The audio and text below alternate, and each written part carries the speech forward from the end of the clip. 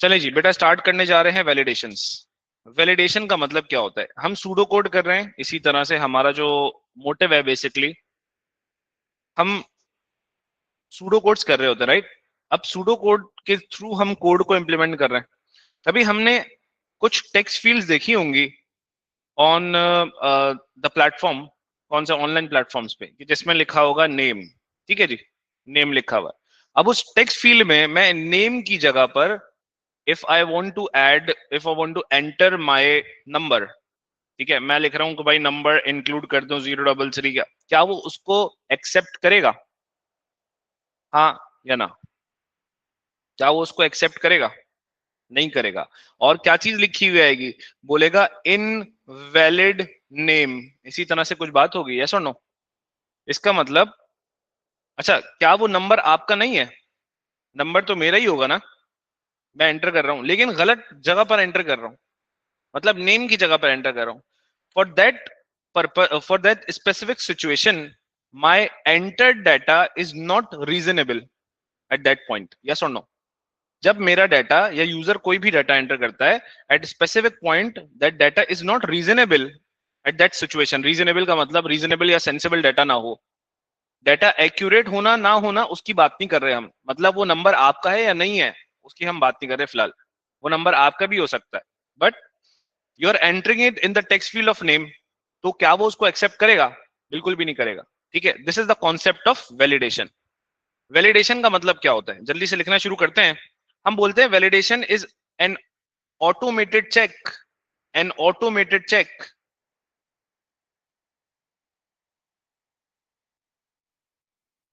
दूसरा mark pointer लिखेंगे,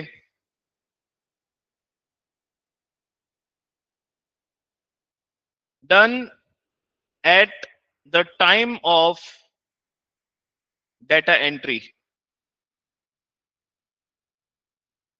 या checks at the time of data entry. एक बात तो हमने लिखी ऑटोमेटेड चेक होता है, दूसरा done at the time of data entry के टाइम पे ऑटोमेटेड चेक अप्लाई होता है, which makes sure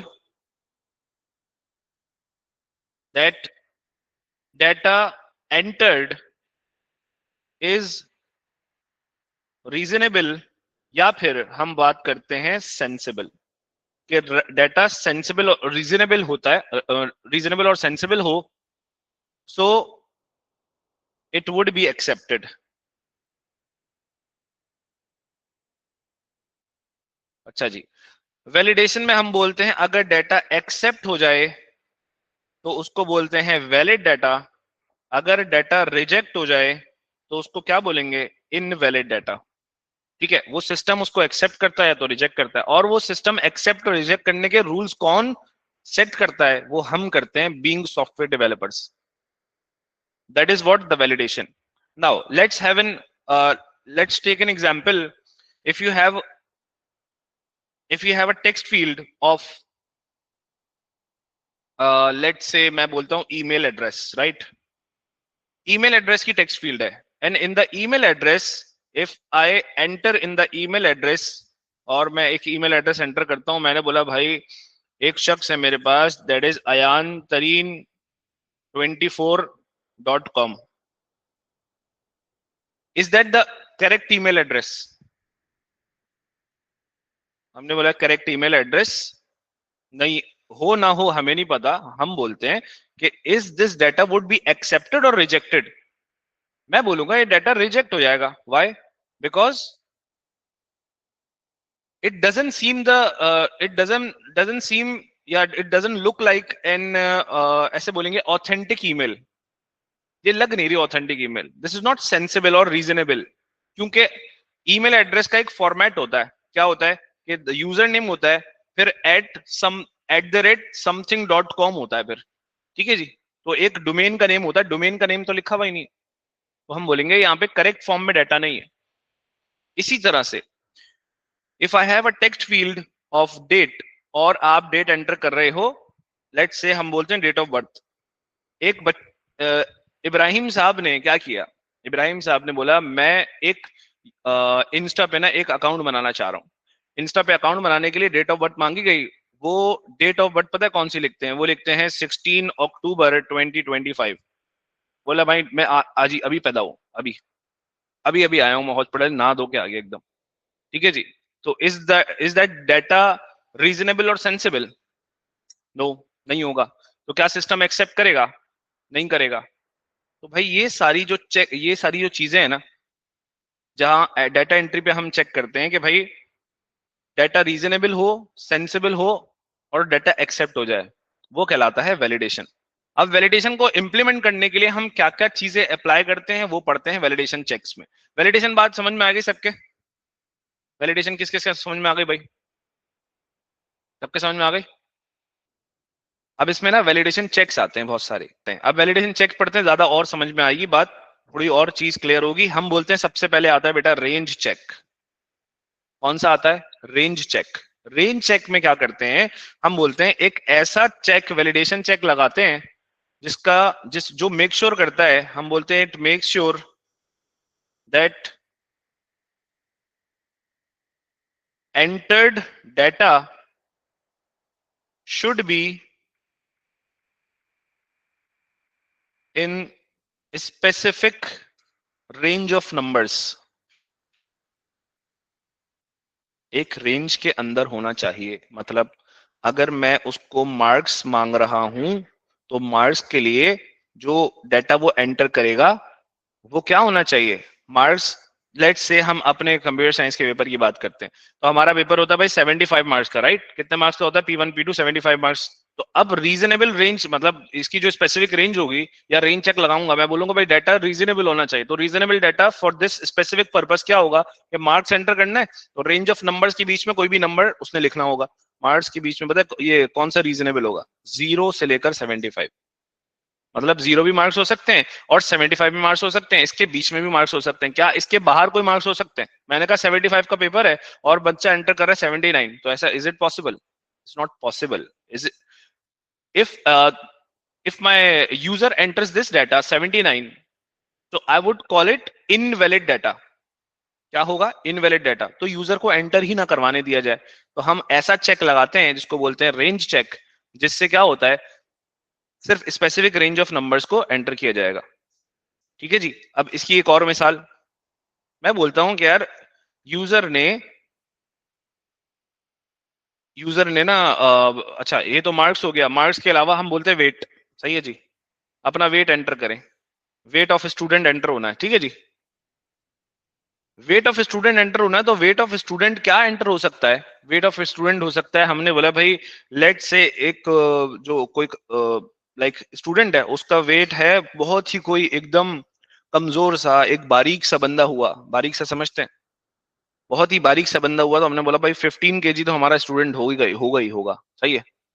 तो भाई उसकी जो रेंज होगी तो 15 से लेकर लेट से हमने बोला भाई 165 kg तक का हो सकता है बच्चा, एकदम खाते पीते घराने का। तो 115 से लेकर 165 इज द रेंज जिसमें डाटा क्या होगा? एक्सेप्ट होगा। तो भाई हम बोलते हैं रेंज चेक, डाटा वही एक्सेप्ट होगा जो स्पेसिफिक रेंज के अंदर होगा। तो 15 में एंटर कर रहा हूँ, क्या 15 वेट एक्सेप्ट होगा कि नहीं? अगर मैंने रेंज ये दी हुई है, 15 वुड बी एक्सेप्टेड और नॉट एक्सेप्टेड। अब ये मैं बोल रहा हूँ मार्क्स 79 एंटर हो रहे हैं, लेकिन रेंज ये थी, तो क्या 79 एक्सेप्ट होगा रिजेक्ट होगा? 79 एक्सेप्ट होगा रिजेक्ट होगा? जी बेटा। अगर मैं 0 से लेकर 75 की बात करता हूँ। अच्छा जी, आप बोल रहे हैं एक्सेप्ट हो जाएगा। अच्छा भाई एक्सेप्ट हो जाएगा, अब्दुल्ला भाई बोल रहे हैं एक्सेप्ट हो जाएगा। हम बोल रहे हैं कि भाई द रेंज इज 0 से लेकर 75 मार्क्स, राइट?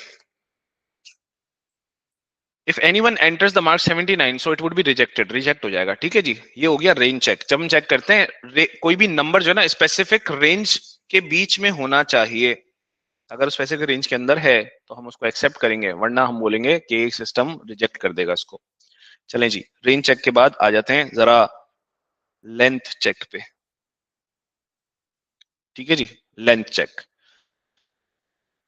75 तो एक्सेप्ट होगा ना मेरा बच्चा? ठीक है, क्योंकि वो मतलब ऐसे समझे ना, 0 से लेके 75, 75 का पेपर है, तो भाई 75 तो हो सकता है ना किसी के मार्क्स। अच्छा जी, लेंथ चेक। लेंथ चेक में हम ये मेक श्योर करते हैं,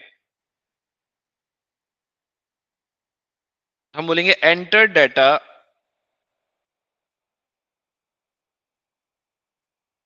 should be in a specific number of characters।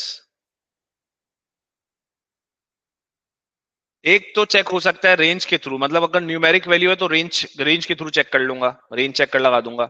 अगर को मेरे पास रेंज चेक नहीं है तो लेंथ चेक लग सकता है। लेंथ चेक कैसे लगेगा? हमने बोला भाई जैसे ही यूजर ने डाटा एंटर किया वहां पे लेंथ चेक लगा हुआ है। लेंथ चेक क्या मेक श्योर करेगा कि उसने जो डाटा एंटर किया है वो स्पेसिफिक नंबर ऑफ कैरेक्टर्स के बीच में है कि नहीं है। मिसाल के तौर पे हम बोलते हैं यूजर को कि पासवर्ड एंटर करो, राइट? किसकी बात करें? पासवर्ड। तो पासवर्ड कितने कैरेक्टर्स का होता है? स्ट्रॉन्ग पासवर्ड हम बोलते हैं password greater than equals to 8 characters का होता है, ऐसा ही है। तो हम यहाँ पर चेक करते हैं कौन सी चेक को?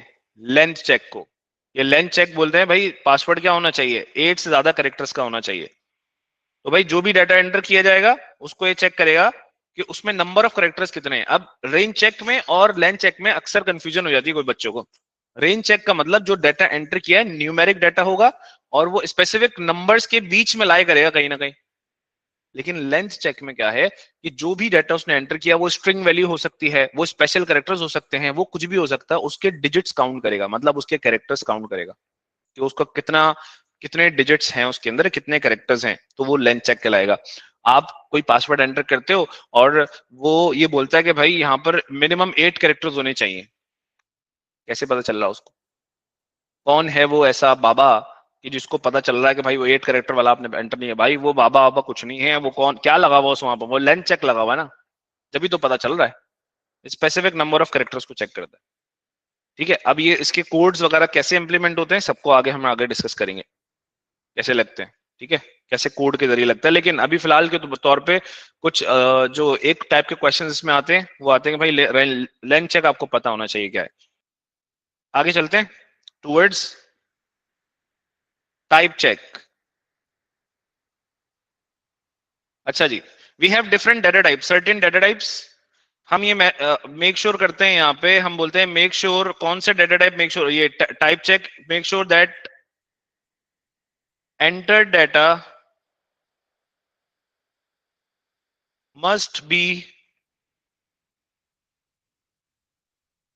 in correct data type।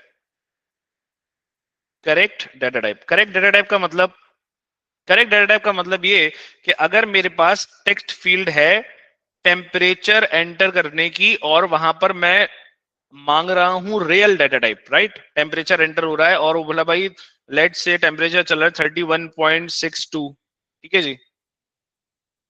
लेकिन यूजर ने टेम्परेचर का जो टेक्स्ट फील्ड थी या फिर जो इनपुट मांगा तो वेरिएबल के अंदर जो इनपुट कर दिया वो टेम्परेचर एंटर कर दिया, क्या ऐसे एंटर कर रहा है भाई 31 पॉइंट, मतलब इन वर्ड्स कर रहा है। ठीक है जी, इन वर्ड्स का मतलब वर्ड्स में लिख रहा है, सेंटेंसेस इसमें लिख रहा है इंग्लिश में। ठीक है जी, तो क्या डाटा एक्सेप्ट होगा या रिजेक्ट होगा? हाँ जी, डाटा एक्सेप्ट होगा या रिजेक्ट होगा? For this purpose like for the in this specific scenario जहां मांगना क्या चाहिए था उसको बोल रहा है वो रियल वैल्यूज लिखना जाए, डाटा रिजेक्ट हो जाएगा। क्यों रिजेक्ट होगा भाई? वजह ये है रिजेक्ट होने की क्योंकि वो न्यूमेरिक वैल्यू या फिर डेसिमल पॉइंट वैल्यूज में डाटा मांग रहा है। तो ये कौन सी डाटा टाइप हो गई? This is the real data type, right? In which the input would be accepted. ठीक है जी, लेकिन आपने कौन सी डाटा टाइप में डाटा लिख दिया? आपने लिख दिया बेटा स्ट्रिंग में। तो क्या डाटा टाइप अलग हो गई कि नहीं हो गई? हो गई। तो टाइप चेक डाटा टाइप को चेक करता है कि भाई जिस डाटा टाइप में डाटा एंटर मांगा मतलब डाटा एंटर करना है उसी डाटा टाइप में दिया कि नहीं दिया। मतलब न्यूमेरिक वैल्यू है तो न्यूमेरिक वैल्यू ही हो, ऐसा ना हो कि उसकी जगह आप नाम एंटर कर दें। कल को आपको डेट ऑफ बर्थ मांगने को बोला तो आप जो है अपना नाम एंटर कर दो, क्या वो एक्सेप्ट करेगा? नहीं करेगा। क्यों? क्योंकि वहां पे गलत डाटा टाइप एंटर कर रहे हो आप। क्योंकि नेम आपका क्या होगा? स्ट्रिंग डाटा टाइप में होगा और डेट मांग रहा है तो वो न्यूमेरिक मतलब सिमिलर उसमें होगी, क्या बोलते हैं, नंबर्स भी होंगे उसमें।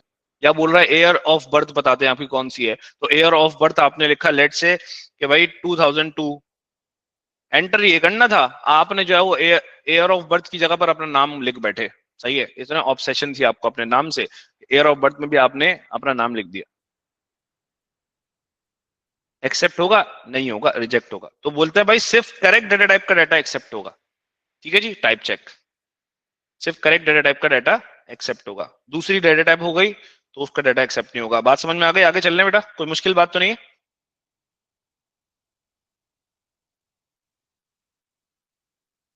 प्रेजेंस चेक, प्रेजेंस चेक चलें जी। एक कुछ इस तरह का डाटा एंटर किया जाता है सिस्टम में जो लाजमी लाजमी लाजमी तौर पे एंटर करना होता है। जैसे हमने बोला कि भाई आयजा बाजी ने क्या किया, आयजा बाजी ने एक ऑर्डर प्लेस किया, कुछ भूख भूख लग रही थी इनको, आयजा ने बोला भाई मैं भूख लग रही है जल्दी से मैं कुछ ऑर्डर ऑर्डर कर दूं। ऑर्डर करने के लिए इन्होंने ऐप निकाली, add order add to cart किया, सारी डिटेल्स एंटर की, लेकिन बोल रही है नहीं मैं मोबाइल नंबर नहीं दूंगी। सही है, मोबाइल नंबर नहीं लिख रही, एड्रेस नहीं लिख रही। ठीक है, मोबाइल नंबर नहीं लिख रही, एड्रेस नहीं लिख रही, क्या ऑर्डर प्लेस होगा? हाँ जी, क्या ऑर्डर प्लेस होगा मोबाइल नंबर और एड्रेस के बगैर? नहीं होगा। क्यों नहीं होगा? There is some data which is mandatory to be entered, जो लाजमी तौर पर एंटर करना होता है, राइट? तो वहां पर उस चीज को चेक करने के लिए कि लाजमी कुछ ना कुछ एंटर किया हो, कौन सा चेक लगता है बेटा? प्रेजेंस चेक, के data should be present in the field, text field या फिर इन द वेरिएबल। समझ में आई बात? कि data should be present, presence check. अच्छा जी, हम बोलते हैं it make sure that data must be entered, data must be entered in the system. In the system बोलेंगे या फिर इन द सिस्टम बोलते हैं, सिस्टम में सारी चीजें आ गई, मतलब वो कुछ कोई भी प्रोग्राम हो सकता है, कुछ भी हो सकता है। ठीक है जी, that data must be entered, हमेशा मतलब लाजमी तौर पर एंटर होना चाहिए। ठीक है भाई, समझ में आ गई बात? आगे चलूं? प्रेजेंस के बाद हमारे पास होता है format check, format check. Data correct format में होगा तो एक्सेप्ट होगा, वरना एक्सेप्ट नहीं होगा। सही है, तो अब जरा इस तरह, जैसे करेक्ट रेंज ऑफ नंबर्स के बीच में होगा तो एक्सेप्ट होगा, करेक्ट नंबर ऑफ करेक्टर्स के बीच में होगा तो एक्सेप्ट होगा, मतलब लेंथ चेक लगेगा। करेक्ट डेटा टाइप होगी तो एक्सेप्ट होगा, मतलब डेटा कुछ जगहों पे प्रेजेंट होगा तो एक्सेप्ट होगा, सही फॉर्मेट में होगा तो एक्सेप्ट होगा। ठीक है भाई, सही फॉर्मेट का मतलब क्या हुआ? सही फॉर्मेट का मतलब ये हुआ कि let's say it asks me for like my phone number, right? तो उसने बोला भाई फोन का टेक्स्ट फील्ड है, फोन की टेक्स्ट फील्ड के ऊपर ना कुछ ऊपर लिखा होता है, मिसाल के तौर पे ऊपर बोलता है ऊपर 92 करके और एक्स एक्स एक्स एक्स, ये सीक्वेंस वो बता रहा होता है, एक क्या बता रहा होता है, एक फॉर्मेट बता रहा होता है कि भाई इस फॉर्मेट में डाटा एंटर होना चाहिए, मतलब नंबर एंटर करो इस फॉर्मेट में। अगर आपने इस फॉर्मेट में डाटा एंटर करने की कोशिश की, क्या उसको एक्सेप्ट करेगा? नहीं करेगा, वो बोलेगा इनवैलिड फॉर्मेट, जो फॉर्मेट ऊपर दिया उसमें एंटर करो। या फिर आपसे आपका जो है वो CNIC नंबर मांगता है, right? It asks me for my CNIC number, and CNIC number में होगा क्या? CNIC नंबर में एक फॉर्मेट होता है कि अब आपका CNIC नंबर लेट से शुरू हो रहा है 42101 से, और उसके बाद बीच में डैशेस होते हैं, राइट? तो बीच में डैशेस डालने हैं या नहीं डालने हैं? कौन से फॉर्मेट में डाटा एंटर करना है? तीसरी बात, डेट एंटर करनी है, तो कभी कभार ऐसा लिखा होता है डेट में पहले डे लिखो, फिर मंथ लिखो, फिर ईयर लिखो। आपने पहले मंथ लिख दिया, फिर डे लिख दिया, फिर ईयर लिख दिया, फॉर्मेट क्या हुआ? गलत हो गया। एक्सेप्ट होगा? नहीं होगा। तो सही फॉर्मेट में डाटा एक्सेप्ट होगा। समझ में आई बात? सही फॉर्मेट में, जिस फॉर्मेट में वो चाहते हैं। फॉर्मेट का मतलब करेक्ट लेआउट में या फिर करेक्ट डिजाइन में या फिर करेक्ट फॉर्मेट में। हम बोलेंगे data must be entered, data must be entered in correct layout and format.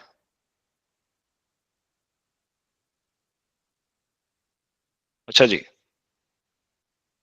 आगे चलते हैं टुवर्ड्स आखिरी, जिसको बोलते हैं चेक डिजिट। चेक डिजिट क्या है भाई? चेक डिजिट भी एक वैलिडेशन, वैलिडेशन चेक है। चेक डिजिट कहाँ इस्तेमाल होता है? हम सब ने बारकोड्स देखे होंगे और ISBNs देखे होंगे। बारकोड्स और ISBNs क्या होता है? मतलब कोई प्रोडक्ट खरीदते हैं तो प्रोडक्ट के पीछे जो है ना वो डार्क और लाइट लाइन की स्ट्रिप्स होती हैं, बहुत टाइनी स्ट्रिप्स होती हैं, और वो एक बड़ा सा जो है वो लाइक लंबा सा छोटा सा एक बारकोड होता है, जो किसी भी प्रोडक्ट में होता है, unique identification of any product के लिए इस्तेमाल होता है, वो कहलाता है बारकोड। और आईएसबीएन भी उसी तरह का होता है, किसी भी बुक को आप घुमा के देखेंगे उसमें इंटरनेशनल स्टैंडर्ड बुक नंबर, एक बुक यूनिक आइडेंटिफिकेशन नंबर होता है, तो उसको वैलिडेट करने के लिए चेक डिजिट इस्तेमाल होता है। ठीक है, हम क्या लिखते हैं चेक डिजिट के लिए, it is used to validate barcodes and ISBNs. इसकी जो फर्दर हम पूरा एल्गोरिदम कराता हूँ, सॉल्व मतलब इसको सॉल्यूशन वगैरह इसका जा करवाना पड़ता है, एल्गोरिदम कैसे चल रहा है, कैसे काम कर रहा है चेक डिजिट का, तो वो हम पेपर 1 में चैप्टर नंबर 2 में पढ़ेंगे, जहां एरर चेकिंग मेथड डिस्कस करेंगे। ठीक है जी, उसमें ये चेक डिजिट को पढ़ाऊंगा मैं। अभी फिलहाल के तौर पे वैलिडेशन मेथड है, इसको इसको यहाँ के लिए P2 के लिए इतना ही काफी है, और कुछ में कुछ ना लिखते हैं और ना इसके बारे में कुछ आता है। अच्छा जी, मैं क्या था, हाँ, रेंज चेक और लेंथ चेक के बीच में, चलें जी, रेंज चेक और लेंथ चेक के बीच में भाई देखें, हमेशा रेंज चेक में ना कोई भी नंबर एंटर किया जाएगा। सही है, रेंज चेक कहां लगेगा, जहां पर नंबर एंटर होना है, न्यूमेरिक वैल्यू होनी है। ठीक है जी, अब उस न्यूमेरिक वैल्यू का किसी भी एक रेंज में होना क्या है, जरूरी है, किसी भी एक रेंज में होगा तो ही एक्सेप्ट होगा, वरना रिजेक्ट हो जाएगा। लेंथ चेक में क्या होता है, लेंथ चेक में स्ट्रिंग एंटर होता है। सही है, और स्ट्रिंग के नंबर ऑफ कैरेक्टर्स को काउंट किया जाता है कि लेंथ कितनी है, लेंथ का मतलब हो गया स्ट्रिंग के नंबर ऑफ कैरेक्टर्स कितने हैं। यहां पर जैसे 79, क्या आपने इसकी लेंथ को 2 बोला, नहीं, यहां पर लेंथ की बात करूं तो उसकी लेंथ 2 होगी ना बेटा। 79 की लेंथ क्या होगी भाई, मार्स की लेंथ क्या होगी 2, लेंथ का मतलब कितने कैरेक्टर्स हैं, एक और ये दो कैरेक्टर्स, इसकी लेंथ क्या होगी भाई 6। तो ये नंबर ऑफ कैरेक्टर्स को काउंट कर रहा है, तो कभी हमें क्या करना होता है, नंबर ऑफ कैरेक्टर्स को काउंट करना होता है, कभी हमने ये देखना होता है कि जो नंबर एंटर किया है वो स्पेसिफिक रेंज के अंदर होना चाहिए। ठीक है जी, अब स्पेसिफिक रेंज का मतलब क्या होता है, मिसाल के तौर पे हमने बोला कि भाई एक यूजर है, एक तो मार्स की एग्जांपल एक साइड में कर देते हैं इसको,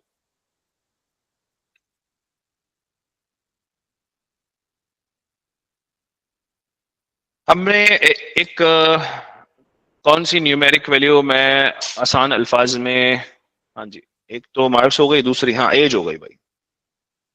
एक बंदा है, उसकी एज है, एज एंटर करनी, तो एज एंटर करने के लिए रेंज चेक में जो वैलिडेशन चेक लगा होगा, रेंज चेक, उसमें स्पेसिफिक रेंज क्या होगी बेटा, उसमें स्पेसिफिक रेंज होगी आपके पास, कि आपने बोला कि यार एज जो है ना वो क्या हो सकती है, किसी भी बंदे की एज हो सकती है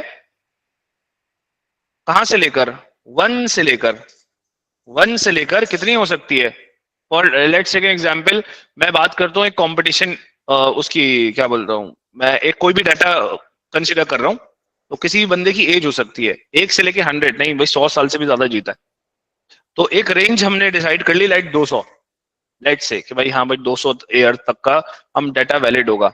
अगर यहाँ पर मेरे पास इस रेंज के अलावा कोई चीज एंटर की जाए, जैसे कोई बोलता है कि भाई एक एक बंदा है उसकी एज है -20, तो क्या -20 एक्सेप्ट होगी, नहीं एक्सेप्ट होगी, रिजेक्ट होगी। क्यों, क्योंकि रेंज चेक में जो रेंज ऑफ नंबर्स उसको डिसाइड करके हमने बता दी है उससे बाहर लाई कर रहा है वो।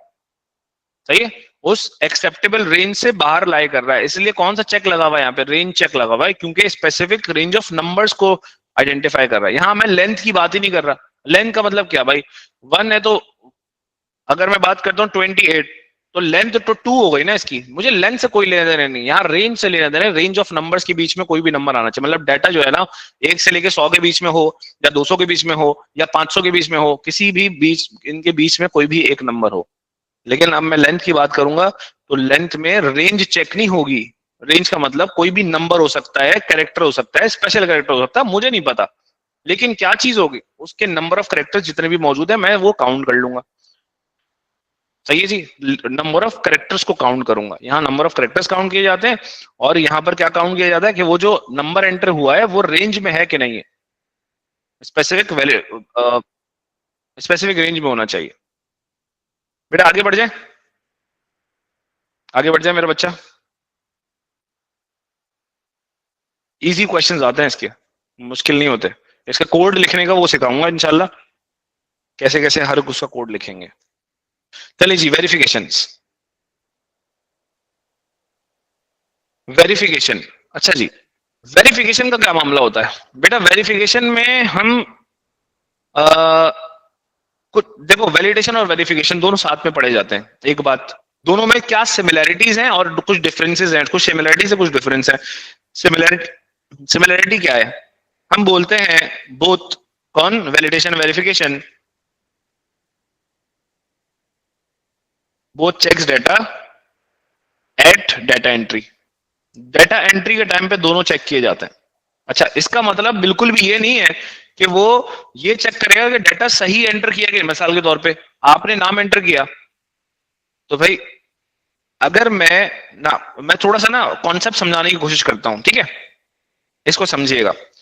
मैंने बोला कि भाई वो, उसने पूछा भाई यूजर नेम एंटर करें। भाई यूजर नेम, मैंने यूजर नेम एंटर किया, ठीक है?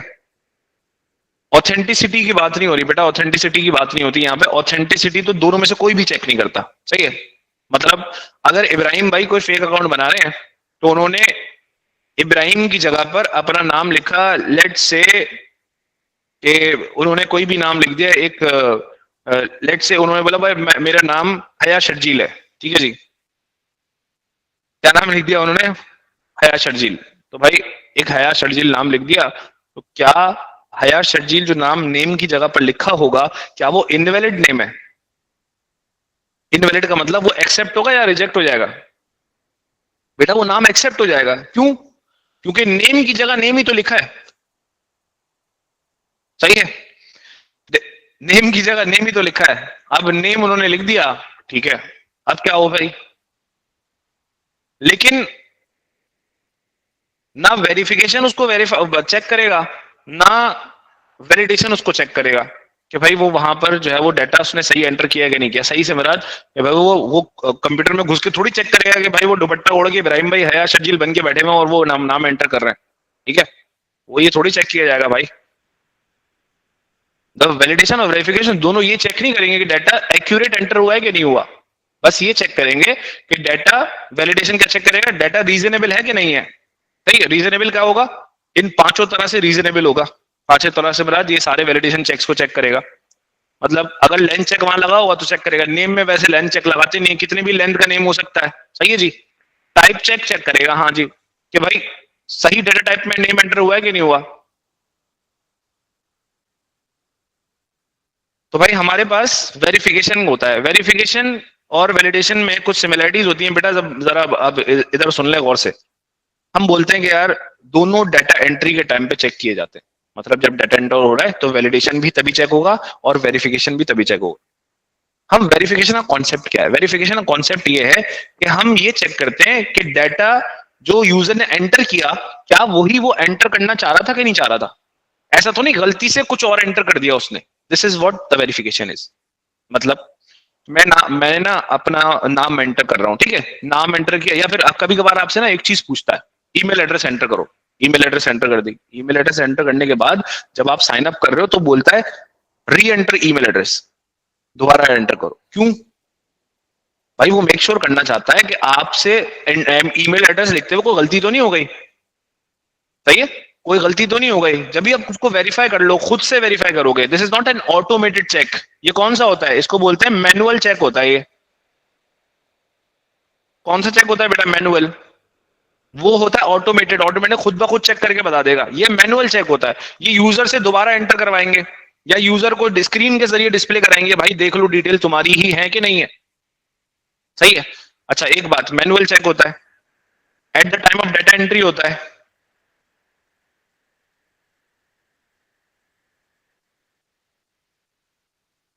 At the time of data entry होता है।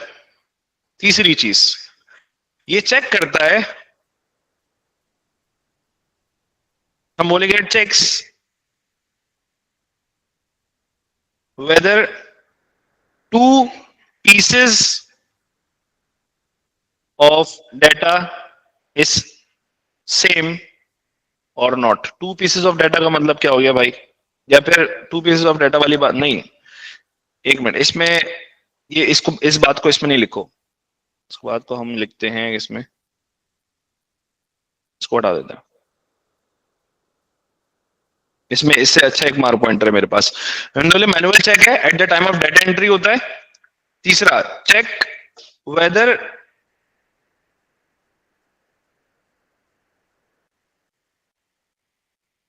data entered is same as it was intended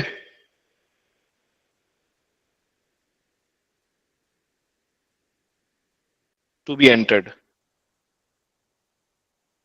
मतलब जो यूजर की इंटेंशन थी एंटर करने की, वो ही एंटर किया है कि नहीं किया, ये चेक करता है। जो यूजर की इंटेंशन थी एंटर करने की, वही डाटा एंटर हुआ है कि नहीं हुआ। This is what the verification is. Validation में हम चेक करते हैं कि भाई डाटा रीजनेबल सेंसिबल होना चाहिए हमारे हिसाब से। वेरिफिकेशन में ये चेक होता है at the time of data entry कि यूजर जो एंटर करना चाह रहा था वही है कि नहीं है। आसान अल्फाज में दोनों बात समझ में आ गई सबको।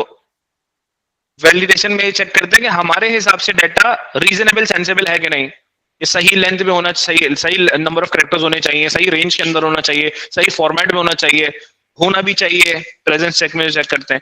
वेरिफिकेशन में चेक करते हैं कि डाटा एंटर हुआ, जो भी डाटा उसने डाटा एंटर किया, उसकी इंटेंशन वही थी एंटर करने की, नहीं थी, नहीं या नहीं थी।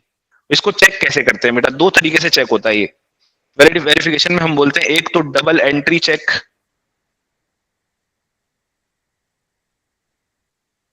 डबल एंट्री चेक का मतलब वही ईमेल वाली एग्जांपल, जब आप पासवर्ड सेट कर रहे हो तो आप बोलते हैं री एंटर पासवर्ड, दो दफा पासवर्ड एंटर करो। एक दफा करते हैं, दोबारा करवाता है।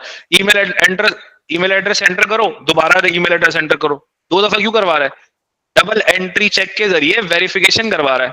वेरिफिकेशन का मतलब जो आप एंटर करना चाह रहे हो वही एंटर किया है कि नहीं किया। पता चला गलती से किसी और की ईमेल लिख दिया आपने, जल्दी से टाइपो हो गया, कोई ना कोई और मामला हो गया, वो एक ही दफा एंटर किया था और उसकी वजह से हुआ क्या, डाटा ही अलग हो गया। सही है, किसी और की ईमेल एड्रेस पे अपना अकाउंट बना दिया, अब बाद में आप लॉगिन कर रहे हो तो आपको मिल ही नहीं रहा। क्यों? क्योंकि ईमेल एड्रेस ही किसी और की। चलो जी, वो बोलते हैं डाटा इज एंटर ट्वाइस। जल्दी से लिखें इसको।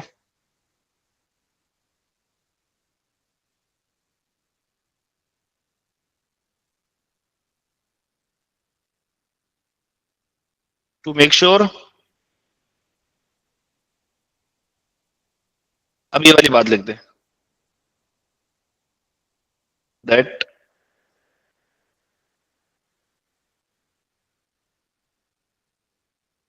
two pieces of data is same or not।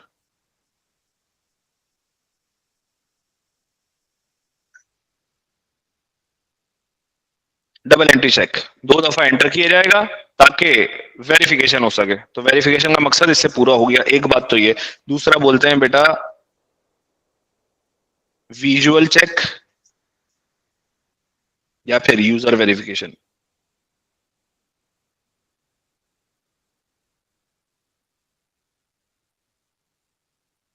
User verification या visual check.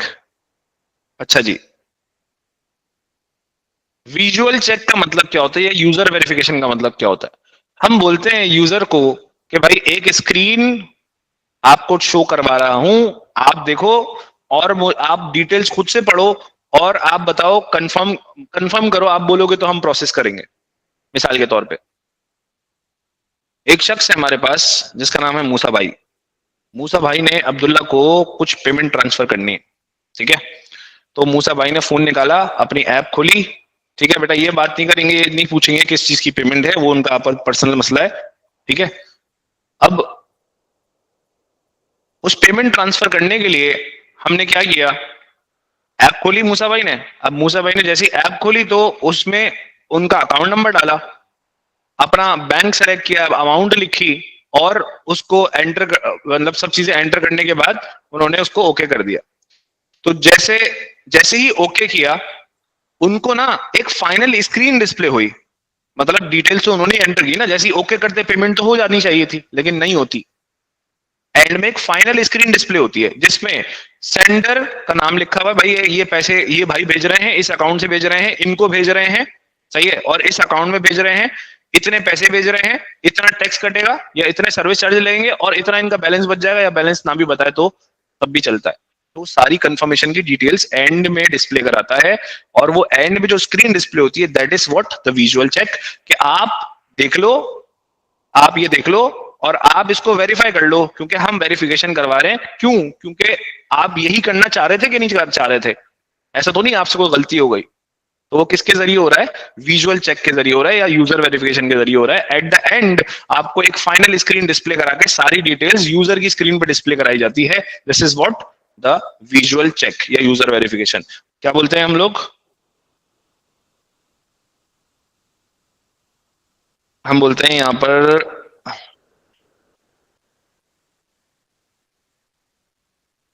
a display screen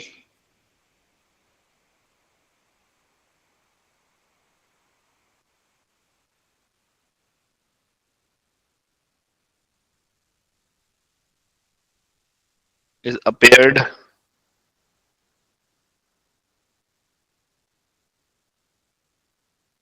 to verify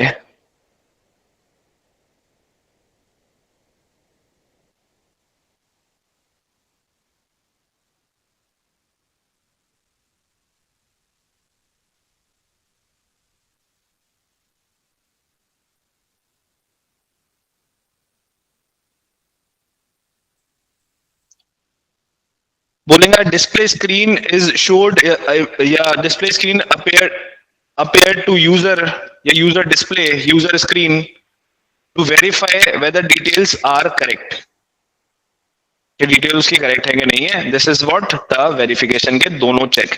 तो भाई हमने हमने 5 चेक किसके डिस्कस किए?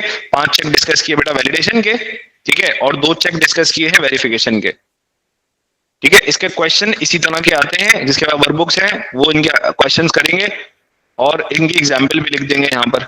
जैसे इसका स्क्रीनशॉट लें कर